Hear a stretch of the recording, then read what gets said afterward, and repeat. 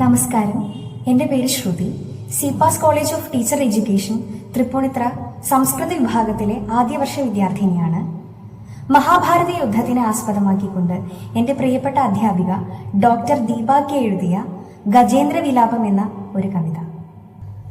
ഭാരതഭൂവിന്റെ മധ്യത്തിലായിതാ മാളവദേശത്തു നിന്നാഗതനായവൻ, ഇന്ദ്രവർമാവിന്റെ വാഹനമായവൻ, ഇന്ദ്രയാനത്തിനു വംശീയനായവൻ. ആരെന്നു ചൊല്ലേണം ഞാനിന്റെ നാമത്തെ, കേട്ടറിയുന്നതോ രണ്ടാമനായല്ലോ. ദ്രോണസുതനാണിന്നൊന്നാമതെങ്കിലും ശ്രോതാക്കൾ പിന്നീടു ചിന്തിക്കും നിശ്ചയം.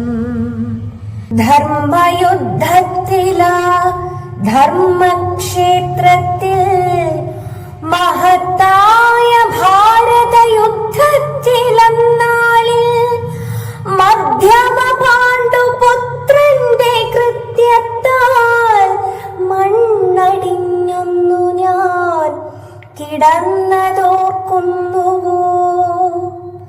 ധർമ്മപുത്രനാൽ ധർമ്മരക്ഷാർത്ഥമായി ആചാര്യ ദ്രോണന്റെ ഹത്യയ്ക്കു ഹേതുവായി ഹതഭാഗ്യൻ ഇവൻ തന്റെ പേരാണു നിശ്ചയം. അശ്വത്ഥാമ എന്ന പേരാണു നിശ്ചയം.